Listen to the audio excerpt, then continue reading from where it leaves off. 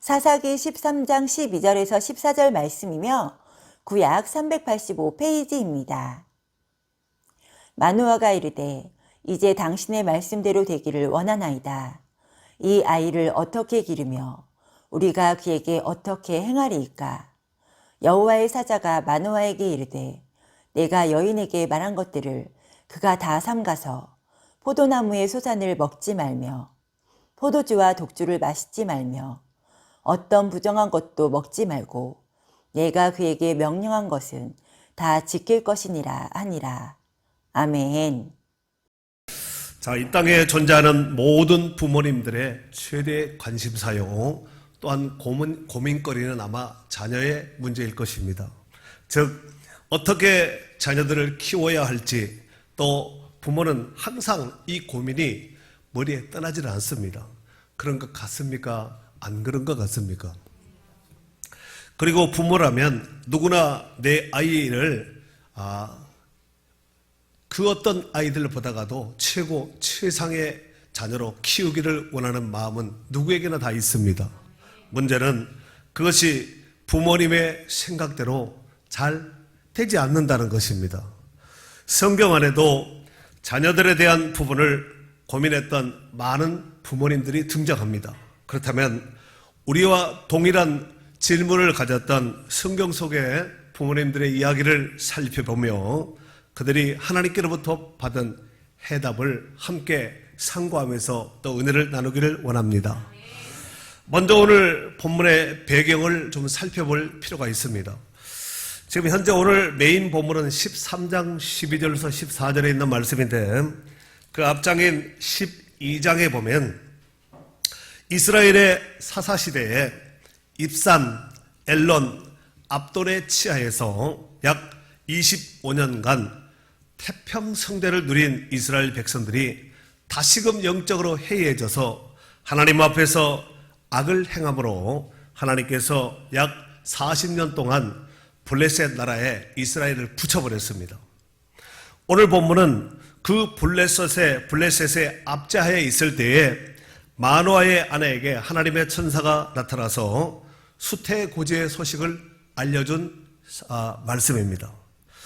원래 이 마노아의 부부는 결혼은 하였지만 아기를 낳지 못하는 불임 부부였습니다. 그런데 어느 날 하나님의 천사가 마노아의 아내에게 나타나서 아기를 낳을 것이라는 수태 소식을 알려주었습니다.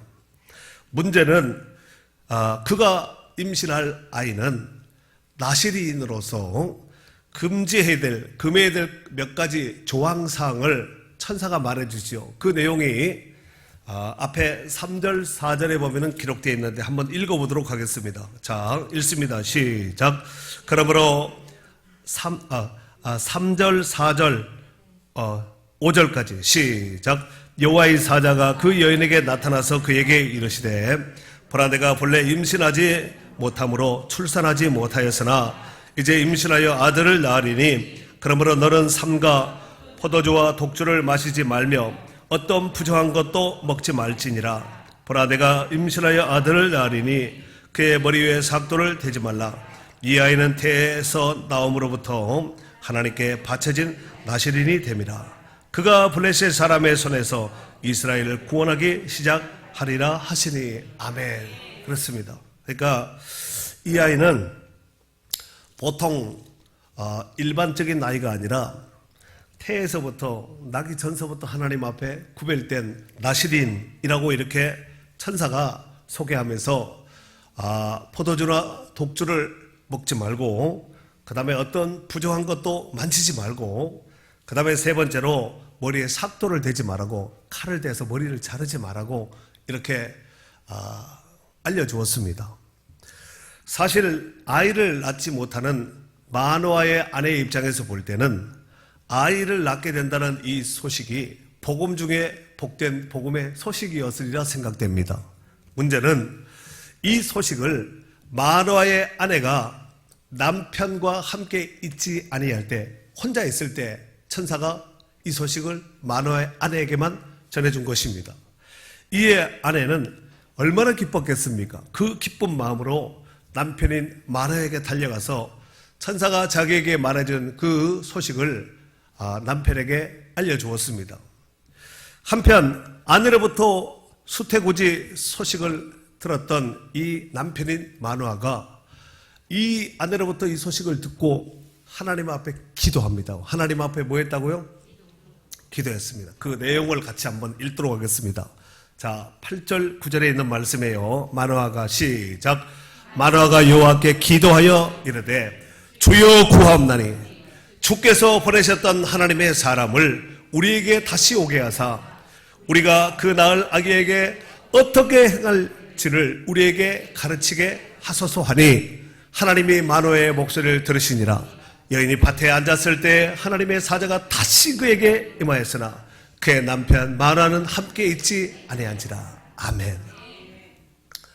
자, 아내로부터 수태고지 소식을 들었던 마누아가 설마 그런 일이 있겠어. 지금껏 아이가 없었는데 세월이 얼마나 흘렀는데 이렇게 하지 않고 그 소식을 듣자마자 마누아가 하나님 앞에 뭐 했다고요? 기도했습니다.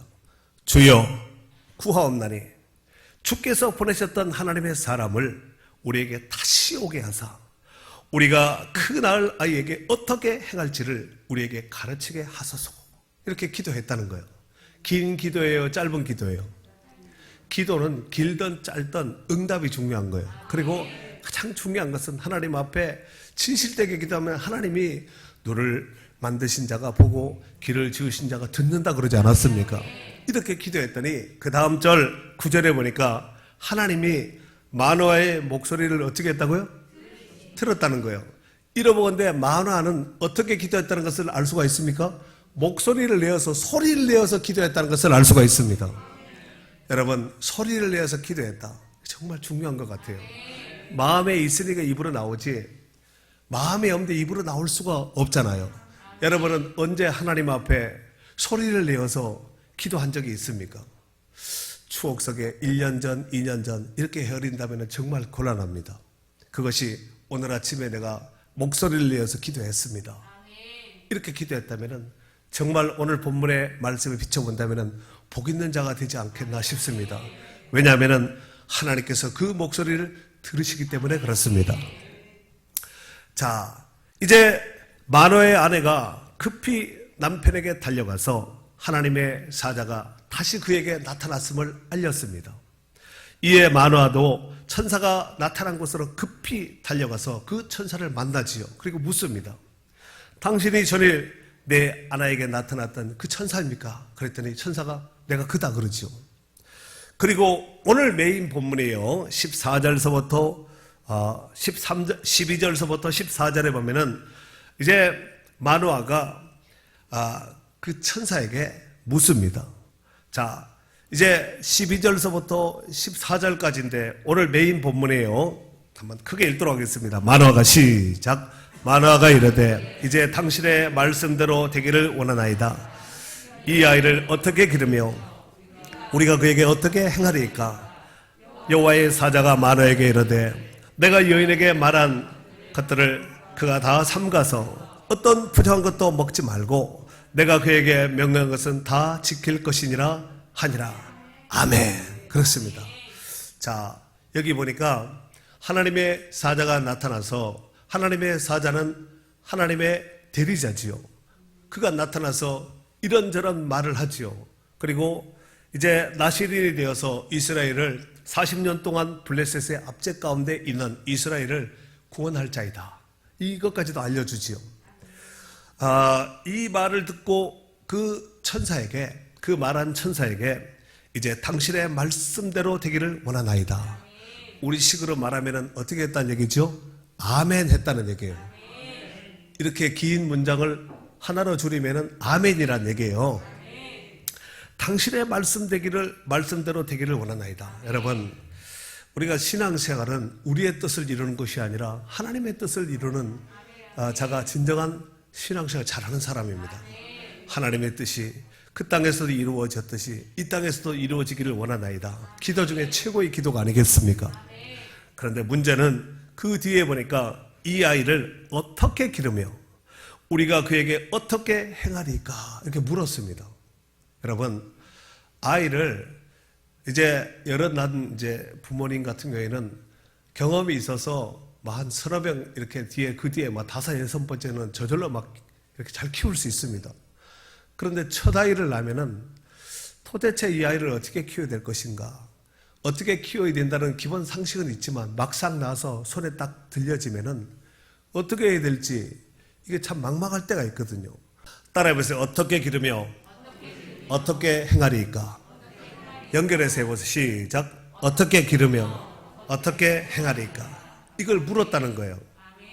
아이고 지가 알아서 크겠지. 뭐 태어난 내가 바꾸겠나? 이러면서 저절로 키지 그냥 키지가 아니라 저절로 키고 그냥 키면은 그냥 보통 아이는 될 수가 있습니다.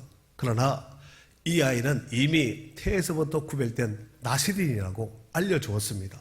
그러니까 이 아이를 어떻게 기르며 어떻게 행하리까 하고 물었습니다. 그랬더니 하나님의 천사가 뭐라고 말을 했냐면은 14절 내가 여인에게 말한 것들을 그가 다 삼가서 그 다음에 어떤 부정한 것도 먹지 말고 내가 그에게 명령한 것은 어떻게 다 지킬 것이니라 그랬습니다.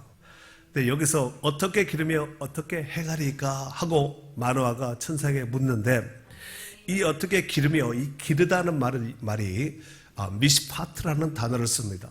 이 단어는 심판, 재판, 공의, 법령 이런 뜻을 나타내는 단어인데 오늘 본문에서는 삶의 의식이나 규례나 그 방법을 의미하는 것입니다. 그러니까 아이의 운명이 어떤 일을 해야 할 운명을 가지고 태어날 아이입니까? 이렇게 물은 거예요. 이 아이가 어떤 운명을 가지고 어떤 삶을 살아야 될 것인가에 대한 이걸 물었다는 거예요. 그러니까 단순하게 잘 먹고 잘 키우는 것이 아니라 이 아이를 통해서 하나님 뭘 원하십니까?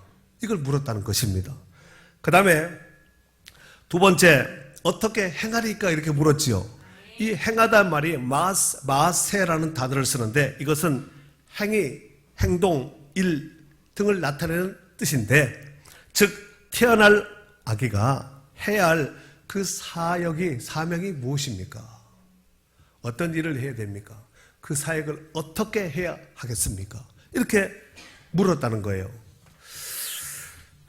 어떻게 기르며 어떻게 행하리까? 이것을 이제 연결해서 전체 해석을 하면은 태어날 내 아기는 어떤 운명을 가지고 태어났으며 하나님 앞에서 어떤 사역자가 되기를 원하십니까? 이렇게 물었다는 것입니다.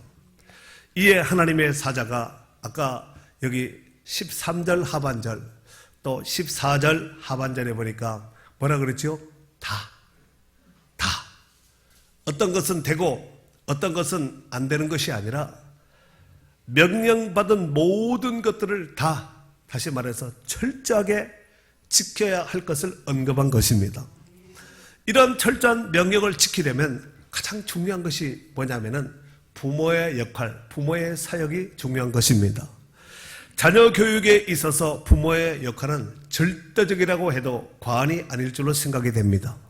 그만큼 자녀들에게 있어서는 부모의 영향력이 크기 때문에 그렇습니다. 자녀들이 부모를 바라볼 때 어리면 어릴수록 부모가 부모를 바라보는 시각이 관점이 어떤 관점이냐면은 엄마 아버지를 하나님처럼 여깁니다. 어린 자녀들 이제 아이가 자라서 철이 되면은 엄마 아버지가 하나님이 아니라는 것을 이제 한 청소년기 정도 되면은 알게 되고 청소년기 정도쯤 되면은 엄마도 별 볼일 없고 아빠도 별 볼일 없구나 이렇게 될 수도 있습니다. 여러분 별은 늘 있습니다. 별은 늘 있거든요 하늘에. 여러분 낮에 눈에 보이지 않는 별이라고 할지라도 별이 없는 것은 아니거든요. 여러분 부모 존재는 정말 귀한 거예요. 부모가 있으니까 우리가 태어난 것이 아니겠습니까? 그 자녀도 부모로 인해서 태어난 것이 아니겠습니까? 자기의 존재 가치를 드러나고 입증하게 할 수 있는 그 결정적인 것이 부모의 역할이거든요. 그리고 먹이고 입히고 키우고 그 공을 한번 생각해 본다면은 부모를 함부로 여기면 안 되고 정말 부모를 귀하게 여겨야 될 줄로 믿습니다. 그런 자녀가 또 부모로부터 귀하게 여김을 받게 될 줄로 믿습니다. 자, 성경 안에 훌륭한 믿음을 가진 사람들의 부모님들의 모습을 살펴보면 거의 대부분의 사람들이 그 부모로부터 그 훌륭한 신앙을 물려받아서 신앙 전수 받아서 이렇게 훌륭한 신앙을 또 하나님 앞에 간직하고 영향력을 발휘한 이 모습을 보게 됩니다. 이를테면 아브라함의 자녀인 이삭과 또 그 자녀인 야곱과 또 그 자녀인 요셉도 그랬고 또 모세와 사무엘도 다 부모로부터 신앙 전수를 받았고 영향력을 받았던 사람입니다. 그리고 신약 성경에 보면은 디모데도 그랬습니다.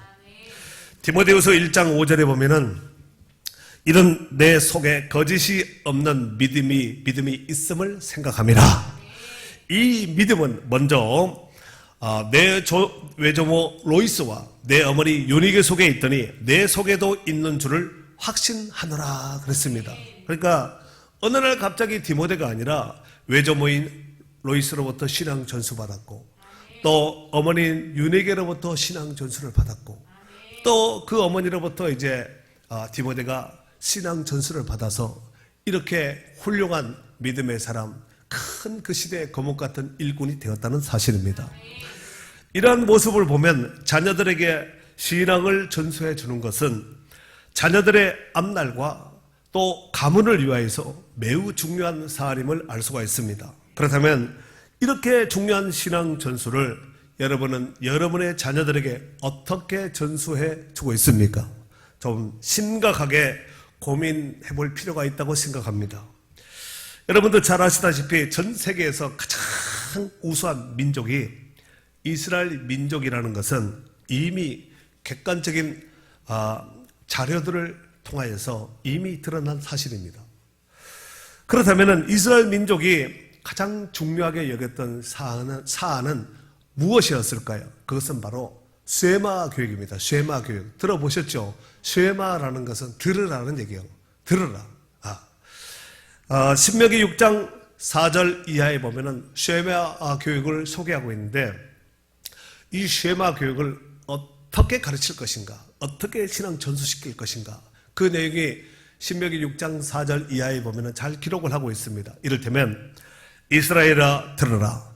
우리 하나님 여호와는 오직 유일한 여호와이시니 너는 마음을 다하고 뜻을 다하고 힘을 다하여 내 하나님 여호와를 사랑하라. 하나님을 사랑하는 것을 하나님을 대해서 가르치는 거예요. 근데 이 하나님을 사랑하라 이 가르침으로 끝나지 않고 6절 이하에 보면은 오늘 내가 명하는 이 말씀을 너는 마음에 새기고 가슴판에 새기고 내 자녀에게 부지런히 가르치라는 거예요. 밭에 농작물을 키우는 것도 농부가 부지런하면은 알곡이 많이 좋은 열매가 많은 좋은 소출이 많겠지만 농부가 게으르거나 나태하면은 농작물 보다가 오히려 잡풀들이 막 이상한 것들이 더 밭에 드나지 않겠습니까? 똑같습니다. 내 자녀에게 부지런히 가르치며 집에 앉았을 때든지 길을 갈 때든지 누웠을 때든지 일어날 때든지 이 말씀을 강론할 것이며 그랬습니다. 그러니까 이게 무슨 얘기냐면은 자녀들을 가르치는 교육의 현장은 특별한 장소가 없다는 거예요. 어디가 됐든지 어떤 상황이 되었든지 자녀를 가르쳐야 되겠다 라는 이런 마음이 들 때는 언제 어디서든지 가르쳐야 됩니다. 그 현장에서 가르쳐야 되는데 집에 가서 가르치면 현장 효과가 떨어집니다. 그러니까 어떤 상황이라 할지라도 가르칠 수 있는 상황만 된다면 아이를 혼내라는 얘기가 아니에요. 그냥 막 시장바닥에서 안 사준다는데 왜 자꾸 쫄라대 하고 너 여기 있어 나는 갈 거야 하고 막 애 울리고 그러라는 얘기가 아니라 가르치라는 거예요. 여러분 가르친다는 것은 말귀를 알아듣는 자녀에게 가르쳐야 되는 것이지 말귀를 못 알아듣는데 가르치려고 하면 안 돼요. 그때는 기다려야 됩니다. 말귀를 알아들을 수 있을 때까지 기다려주고 참아줘야 되거든요. 그렇지 않겠습니까? 말귀를 알아들으면은 가르쳐야 되는 거예요. 잔소리 하라는 얘기가 아니에요. 정하게 이렇게 해라. 이런 상황 속에서 네가 이렇게 해야 된다. 너는 어떻게 생각하느냐? 이러면서 묻기도 하고 어른으로서 충고 내지는 권면을 하면서 가르침을 줘야지 그냥 혼내고 잔소리하고 이런 얘기를 하는 것이 아닙니다. 이해가 되셨으면 아멘 해봅시다. 이 말은 저도 해당됩니다. 제가 지금 말을 하고 있지만 저도 제가 들으라고 하는 얘기예요. 사랑하는 성도 여러분, 자녀들을 둔 부모로서의 명심하고 또 다짐해야 될 부분들이 있습니다. 그것이 뭐냐면은 내 자녀의 주특기가 무엇인지를 알아야 됩니다. 내 자녀의 주특기. 만약에 강호동 선수에게 김연아 선수가 하는 피겨스케이팅을 태웠다면 어떻게 되었을까요? 김연아 선수에게 씨름을 가르쳤다면 어떻게 되었을까요? 어떻게 되었을까요? 오리는 수영을 잘하잖아요. 오리에게 달리기를 시켰다면 달리기 선수를 코치가 시키는 거예요. 그럼 어떻게 될까요? 독수리에게, 하늘을 나는 독수리에게 수영을 가르치면 어떻게 될까요? 그만큼 효과가, 성과가 안 나타나는 거예요. 그래서 이 자녀가 뭘 잘하는지를 잘 봐야 돼요. 이 자녀, 하나님께서 이 자녀에게 어떤 천부적인 재능과 은사를 줬는지를 잘 살펴봐야 됩니다. 그리고 그 자녀를 통하여서 하나님께서 하시고자 원하시는 뜻이 무엇인지를 잘 분별해야 됩니다.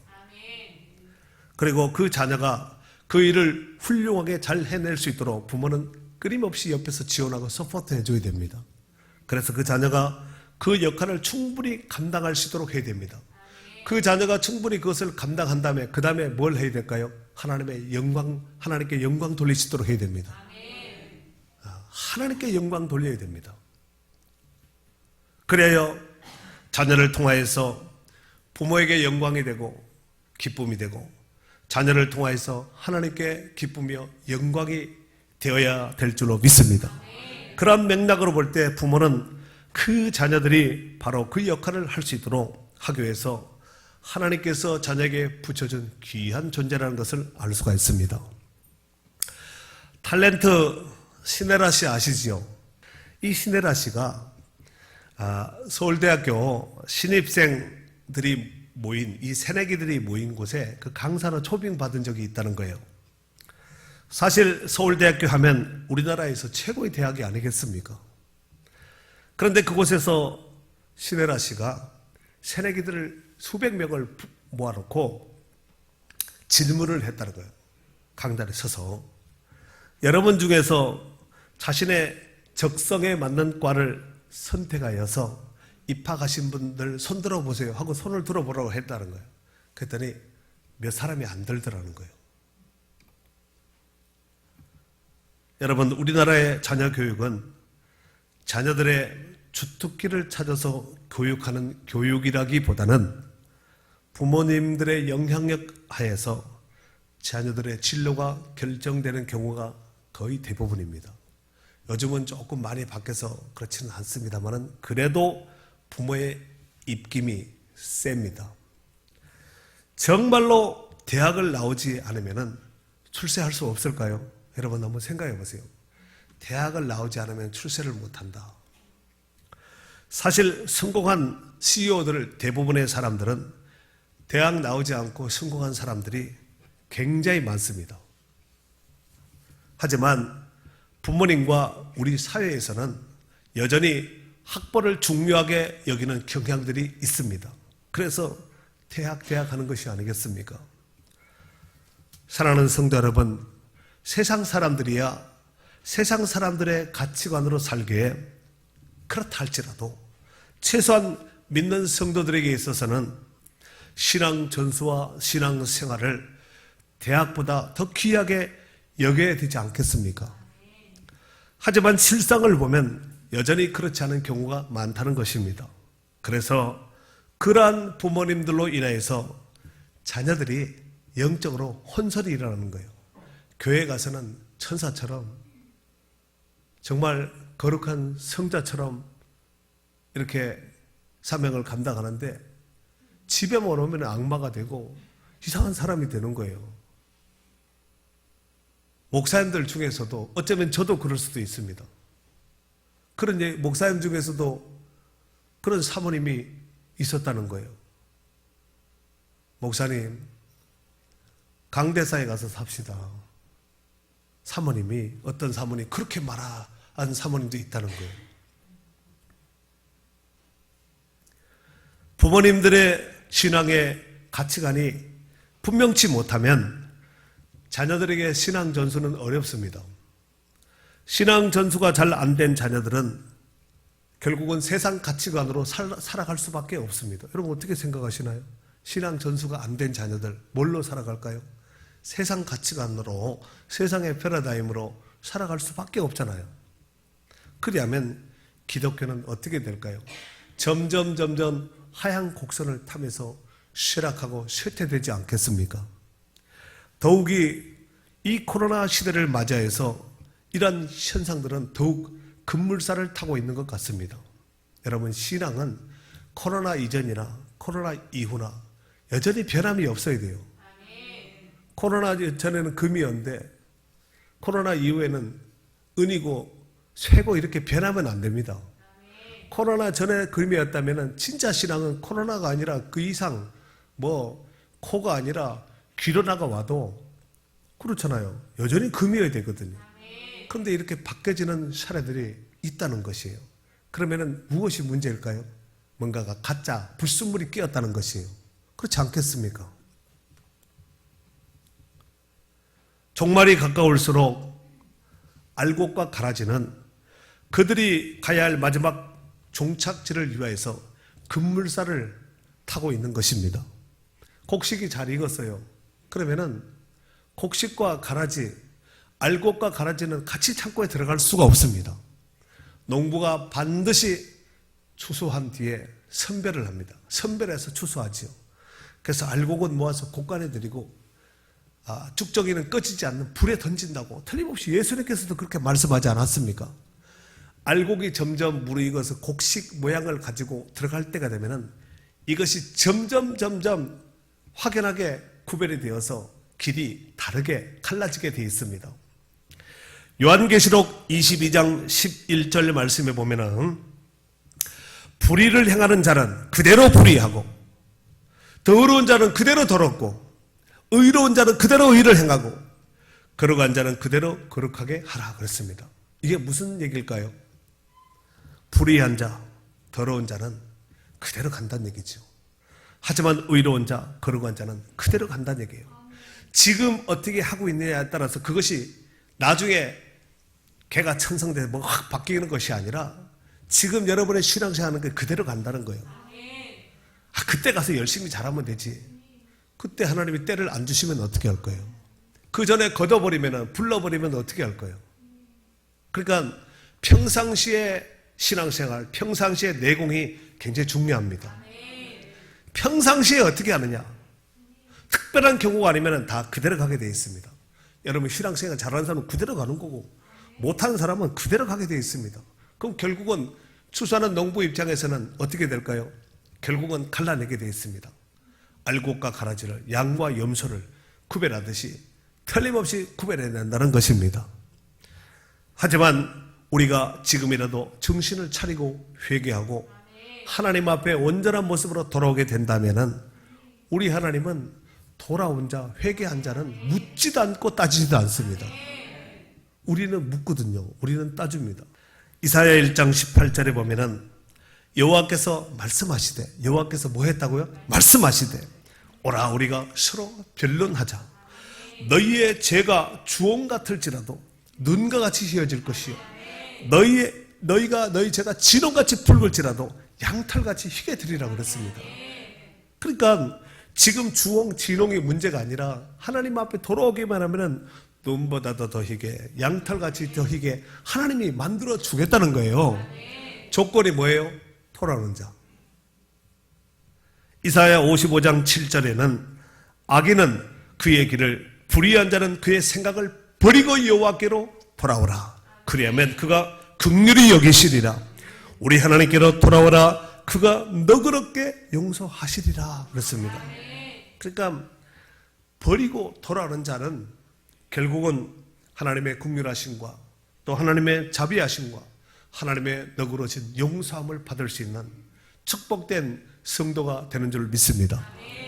사랑하는 성도 여러분, 오늘 이 사사기에 나오는 사사기가 총 21장으로 기록된 성경입니다. 사사기를 대표하는 가장 핵심적인 그 구절이 뭐냐면은 사사기 21장 가운데서 마지막 절이 25절입니다. 그 말씀이 어떤 말씀이냐면은 그때 이스라엘에 왕이 없으므로 사람이 자기 소견에 옳은 대로 행하였더라. 이게 사사기 시대를 대표하는 대표적인 말씀입니다. 그때 이스라엘에 뭐가 없어요? 왕이 없는 거예요. 왕이 없으니까 백성들이 지멋대로 사는 거예요. 그리고 자기 소견에 옳은 대로 행하였다는 거예요. 자기가 생각이 옳으면은 옳은 거야. 자기 생각이 틀리면 다 틀린 거예요. 하나님은 없습니다. 여러분, 하나님의 생각과 우리의 생각이 서로 대치되는 경우가 있습니다. 서로 대치되면 쌍벽을 이루고 있을 때 어떤 걸 포기해야 될까요? 하나님의 생각을 내려놓아야 될까요? 우리 생각을 내려놓아야 될 것인가요? 대답은 잘하잖아요. 이게 이제 실상 현장에서 그렇게 돼야 되는 것이거든요. 하나님의 생각과 내 생각이 서로 막 이렇게 하나님 말씀을 보면은 맞는데 이건 이렇게 해야 되는데 경험상 서로 막 이렇게 상충되는 경우가 있습니다. 그때는 묻지도 말고 따지지도 말고 생각할 필요도 없고 빨리 내려놓는 것이 지혜자입니다. 이런 곰탱이들은 끊임없이 그걸 가지고 고민하는 거예요. 그렇게 하지 말고 곰도 얼마나 지혜로운지 아세요? 최소한 우리가 짐승보다는 나야 되잖아요. 그렇잖아요. 하나님의 형상을 따라서 지음을 받은 자가 바로 우리가 아니겠습니까? 그래서 휘랍어로 사람을 안드로포스라는 단어를 쓰거든요. 이 안드로포스가 무슨 뜻이냐면은 위를 바라보는 자라는 뜻입니다. 땅 보고 주변 보고 환경 보고 다 죽습니다. 절대적인 하나님만 바라봐야 됩니다. 나의 하나님 그분을 볼 때 나는 만족하겠네. 그렇거든요. 하나님 바라보지 않으면은 비참하게 됩니다. 주변을 살피면은 하나님이 없어질 수 있습니다. 그러니까 어떤 형편, 어떤 환경 가운데 거한다 할지라도 나의 주가 되시는 나의 하나님만 바라봐야 됩니다. 세상적인 관점으로 봤을 때는 너무 단세포적이고 너무 정말 종교적이고 너무 좀 치우치지 않겠나 싶지만 그래야 우리가 사는 방법이고 길이기 때문에 그렇습니다. 오늘 사사기에 나오는 삼손을 포함한 여러 이 다양한 사사들이 등장하게 되는 그 배경은 이스라엘의 범죄와 타락으로 인한 주변 나라들로부터 압제와 고통으로 인한 이스라엘 백성들이 하나님 앞에 부르짖는 거예요. 왜 부르짖을까요? 괴로우니까, 힘드니까, 고통스러우니까, 억울하니까, 힘드니까 부르짖는 거예요. 그 반대로 보면은 부르짖지 않고 기도하는 사람은 편안하니까, 먹고 살만하니까, 등 따시고 배부르니까, 괜찮으니까 기도하지 않는 것이지, 정말 발등에 불 떨어지고 심각한 일을 만나면 그 사람은 기도하지 않겠습니까? 정말 기도 제목이 있다는 것은 복이에요. 정말 먹고 마시고 모든 것이 부여해서 기도하지 않아도 될 정도로 부유함을 누린 자와 좀 형편이 어렵고 힘들어서 기도해야지만 살 수밖에 없는 이런 성도, 둘 중에 하나님의 관점에서 봤을 때 어떤 자와 어떤 자를 하나님께서 기뻐하실까요? 하나님, 나는 필요 없어요. 하나님 응답 안 해줘도 기도 안 해도 내가 먹고 살 수 있어요. 하나님은 그런 자를 악하게 보십니다. 그러나 힘든 환경 속에서 여러 가지 정말 불편한 환경과 고통과 어려움 중에서도 하나님이 도와주셔야 됩니다. 이 어려움도 이 문제도 하나님께서 해결해 주실 줄로 믿습니다. 하고 하나님을 절대적으로 의지하고 신뢰하는 자, 하나님은 안 놓습니다. 결국은 그 사람이 하나님이 손들어주는 자고 하나님이 머리를 들어서 높은 망대에 서게 하실 줄로 믿습니다. 이 은혜가 오늘 우리 가운데 있기를 바랍니다. 자, 그래서 이스라엘 백성들이 그 고통과 압제로 인하여서 괴로우니까 힘드니까 하나님 앞에 부르짖는 거예요. 그래서 하나님께서 그들을 구원하기 위해서 하나님이 사사를 들어쓰는 거예요. 사사, 쇼페르 이런 사람을 하나님이 들어쓰는 거거든요. 그런 사람을 들어서 하나님이 강력한 왕 이상으로 하나님이 정말 강력한 권세와 하나님의 능력으로 기름 부어서 하나님이 그 시대를, 그 문제를 해결할 자로 하나님께서 세우시는 거거든요. 오늘 본문의 마노아의 가정에 삼손이 태어나게 한 그 이유는 단순히 불임의 문제인 이 부부 문제를 해결하기 위하여서 자녀를 주신 것만은 아니라는 것입니다. 이를테면 이스라엘 백성들이 하나님의 택한 선민으로서 하나님의 온갖 좋은 부유한 것을 다 받아들이면서 살아야 되잖아요. 하나님의 축복받은 선민이니까. 하지만 그들은 하나님을 떠나서 온갖 죄악 가운데 불순종하고 거역하고 우상을 숭배함으로 인해서 마땅히 누려야 될 축복은 고사하고 오히려 블레셋 사람들로부터 고통과 압제 가운데 거하게 되었다는 사실입니다. 그로 인해서 이스라엘 백성을 구원코자 원하시는 하나님의 선한 계획 속에서 불임의 부부인 마노아 부부를 통하여서 자녀를 주셨고 그 자녀인 삼손을 통하여서 민족을 구원하시기를 원하시는 하나님의 선하신 뜻을 이루게 하신 줄로 믿습니다. 세월이 흘러서 마노아의 가정에 아이가 태어났습니다. 그 아이 이름이 뭐라고요? 삼손입니다. 이 아이가 자라매 여호와께서 그에게 복을 주셨습니다. 그리고 때가 되매 여호와의 영이 하나님의 영이 성령께서 그의 마음을 그의 삶을 주장하기 시작했다는 것입니다. 사사기 13장 오늘 본문이 담겨있는 13장 24절 25절 다 같이 한번 읽도록 하겠습니다. 24절 25절 시작. 그 여인이 아들을 낳으매 그의 이름을 삼손이라 하니라. 그 아이가 자라매 여호와께서 그에게 복을 주시더니 소라와 에스돌 사이에 만에 달해서 여호와의 영이 그를 움직이기 시작하셨더라. 아멘. 자, 그 여인이 아이를 낳았습니다. 그 이름이 삼손이라고 말합니다. 그런데 문제는 그 뒤에 보니까 그 아이가 어떻게 됐다고요? 자란 거예요. 그 아이가 자라났습니다. 여러분, 아이를 낳는데 얼마나 이뻐요. 그 아이가 안 자라면 어떻게 될까요? 진짜 이거 골치 아파집니다. 아이가 안 자라면은 나이가 10살이 되고 20살이 되었는데도 옹알이 앉고 누워있다고 한번 생각을 해보세요. 이게 자녀가 아니라 이거 심각해질 수가 있거든요. 신앙생활도 마찬가지예요. 신앙생활 세례받고 직분받고 사명을 맡았는데 안 자라는 거예요. 맨날 제자리 걸음만 하는 거예요. 제자리 걸음. 한 걸음도 못 갑니다. 제자리 걸음하는 거예요. 골치 아파집니다. 혹시 여러분은 그러고 있지는 않습니까? 그 뒤에 보니까 여호와께서 그에게 복을 주셨다는 거예요. 누가 누구에게 복을 줬어요? 여호와께서 아이 삼손에게 복을 줬다는 거예요. 여러분, 진정한 복은 어디로부터 오냐면 하나님이 주셔야 됩니다.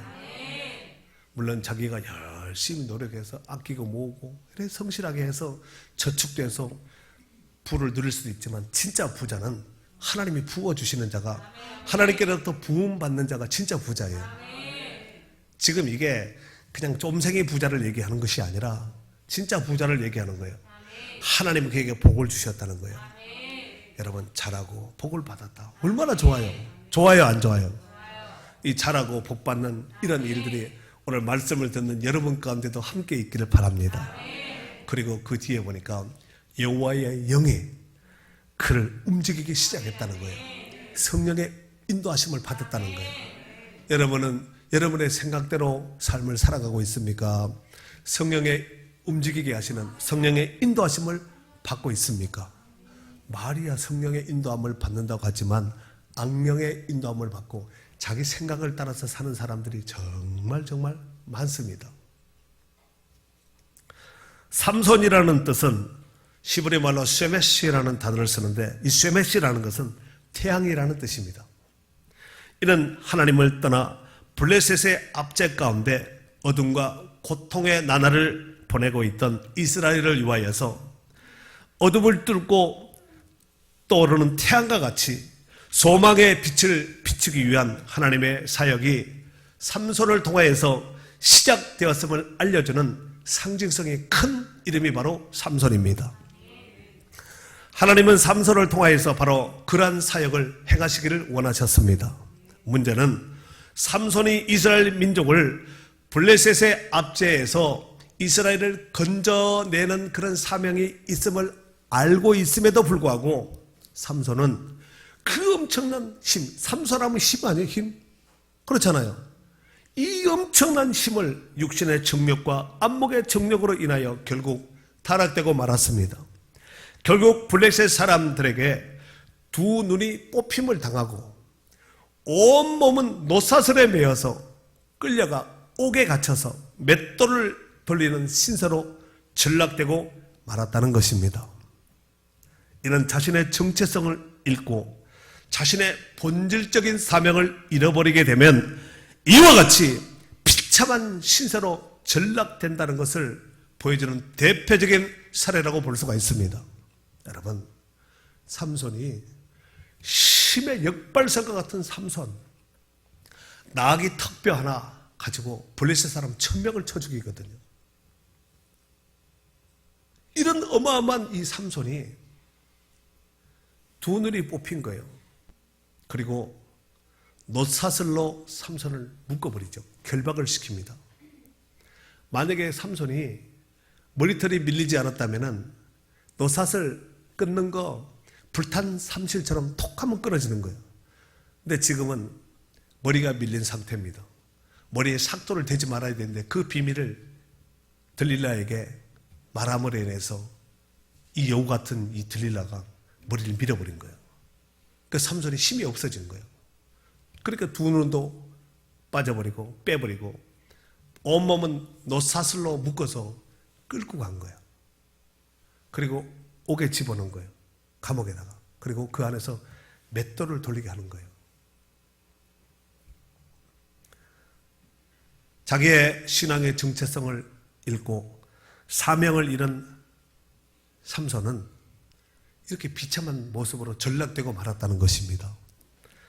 여러분, 성도는 얼마나 존귀한 자인지 몰라요. 그래서 하나님이 시편에 보면은 땅에 있는 성도는 존귀한 자니 나의 모든 즐거움이 그들에게 있다 그래요. 성도들에게 있다는 거예요. 우리는 목사, 장로 할 것 없이 하나님께서 한마디로 만약에 턴다면 성도거든요. 하나님의 거룩한 백성 성도입니다. 그런데 이렇게 존귀한 하나님의 즐거움이 있는 성도라 할지라도 본질적 사명을 잃어버리면 눈도 빠지고 눈을 빼버리고 악한 것들이 빼버린다니까요. 못 보게 해요. 놋사슬로 묶어서 벌거벗겨서 놋사슬로 묶어서 끌고서 옥에 집어넣고 맷돌 돌리게 하는 거예요. 맷돌. 삼손은 이러려고 태어난 사람이 아니에요. 옥은 뭘까요? 내 마음대로 할 수 없는 것이에요.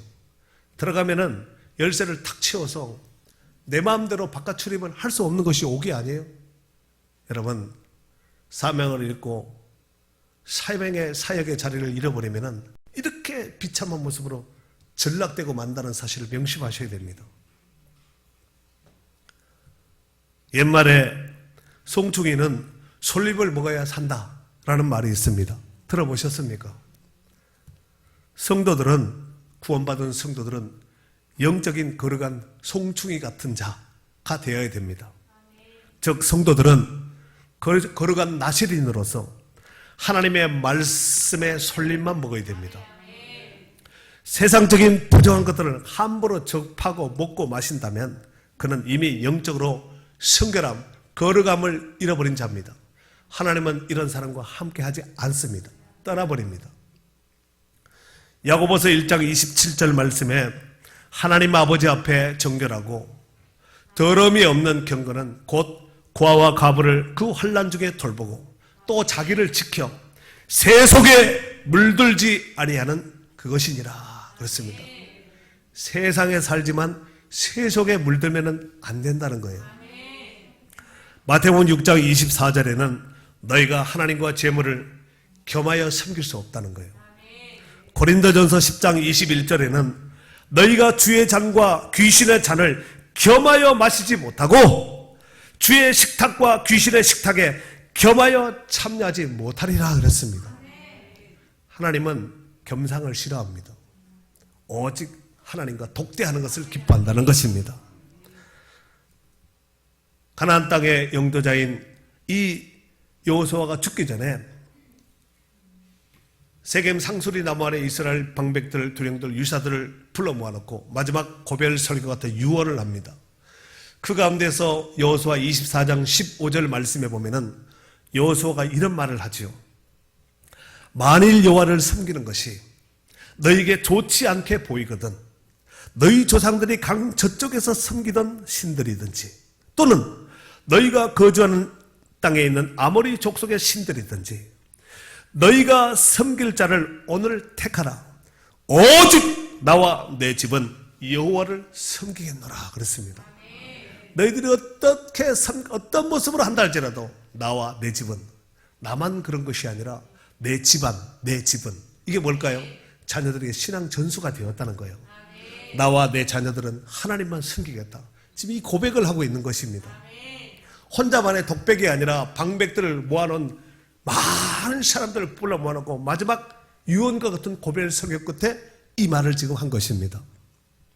사랑하는 성도 여러분, 신앙생활은 결단의 연속이어야 합니다. 거룩한 것과 세속적인 것 사이에서 분명한 구별함이 없다면 세속적인 급료에 휘말릴 수밖에 없습니다. 여러분 중에서 어린 자녀를 둔 이런 부모도 있을 것입니다. 하지만 이미 장성하여서 출가를 시킨 자녀를 둔 부모님도 있을 것입니다.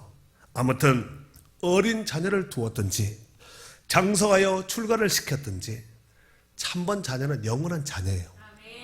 자녀가 집 밖에서 부모가 자녀가 되고 자녀가 부모가 되고 이런 사례는 없습니다.